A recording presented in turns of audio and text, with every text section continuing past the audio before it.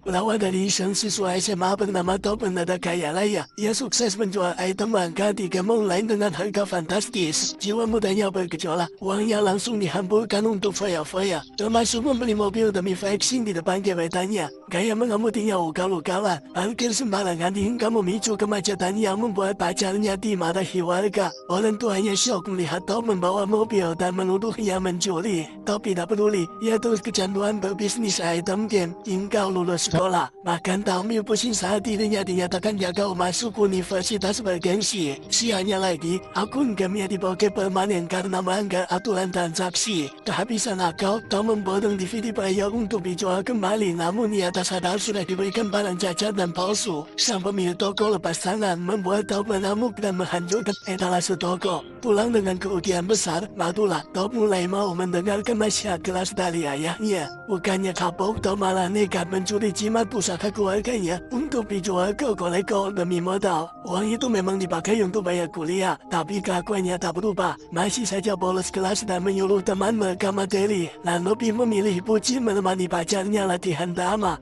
Hasil bisnisnya kembali meronta saat mengunjungi pameran mesin makanan. Tergiur rayuan sales, dia impulsif membeli mesin penggoreng kacang otomatis harga 50 juta. Ayahnya murka karena tahu mesin itu aslinya cuma bernilai 5 juta. Lagi-lagi Top masuk perangkap penipuan. Pantang menyerah, Top serius mendalami bisnis kacang goreng. Ia melakukan riset dan membodong kacang jalanan, hingga bereksperimen menciptakan resep yang disetujui ibu dan pamannya. Langkah awal dimulai dengan membuka stand di supermarket. Realita melamparnya. Hari pertama sepi pembeli walaupun pamannya berteriak menawarkan dagangan. Top lalu turun ke jalan, mengamati keramaian dan akhirnya mendapat pencerahan. Menurutnya lokasi adalah kunci. Ia pun berdagang memindahkan gelainya ke titik paling strategis. Berkat lobi-lobian dengan pihak supermarket, manajemen memberikannya lokasi premium. Bisnisnya meledak. Top sampai rela kabur di tengah ujian demi membantu pamannya melayani pelanggan yang membludak. Baru sehari ramai, ia sudah kalah pingin buka cabang, beli mesin baru, dan merekrut pegawai. Sang pacar yang datang berkunjung langsung murka melihat Top mengorbankan pendidikannya. Petaka datang saat pihak mau memutuskan tak karena asal mesinnya mengotori plafon. Demi mempertahankan lapau, Top nekat membersihkan atap itu sendirian hingga larut malam. Terusir Barimo, masalah Top semakin bertumpuk. Bisnisnya terhenti, keluarganya bangkrut, rumahnya disita bank dan ibunya memaksa Top ikut pindah ke luar negeri. Tapi Top bersikeras menolak dan memilih bertahan hidup di negaranya. Di titik keendah ini, sang pacar menjadi satu-satunya support system. Sebuah momen sederhana makan cemilan rumput laut di mobil memicu ide gila baru.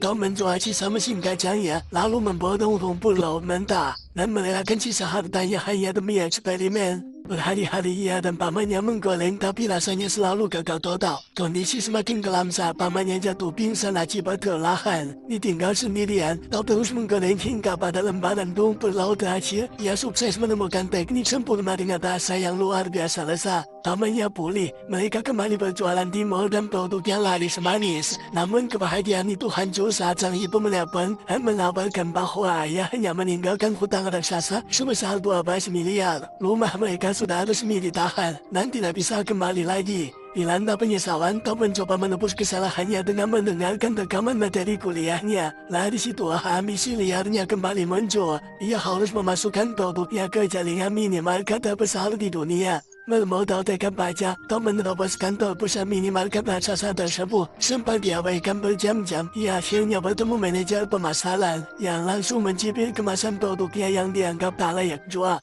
Top pantang mundur dan ia melompat ke hotel desain kemasannya dipercetakan, lalu kembali ke kantor itu. Tapi sayang, manajernya sudah tak peduli. Karena kesal, Top memberikan sampel produknya pada satpam. Siapa sangka cemilan itu dimakan para pegawai dan viral di kantor, hingga tembus ke meja deteksi. Produknya disetujui namun dengan syarat berat. Top harus memproduksi 72.000 bungkus dan lolos inspeksi standar pabrik. Tanpa modal dan ditolak bank karena belum cukup umur serta riwayat utang keluarga, Top melakukan tindakan ekstrim. Ia menjebol toko milik keluarganya yang sudah disita bank, menjual mobil kesayangannya, dan menyulap tempat itu menjadi pabrik gadakan dibantu kerabatnya. Hari inspeksi tiba, dan pabriknya dinilai sangat jauh dari standar kelayakan. Sempat terlintas niat untuk menyuap, tapi Top hanya dan memilih berjanji akan memperbaiki semua kekurangan. Katakanlah memuncak saat menunggu hasil, hingga akhirnya surat kelulusan itu tiba. Toko Kishika Shasa mulai berdatangan untuk mendistribusikan produknya, menandai lahirnya seorang miliarder muda.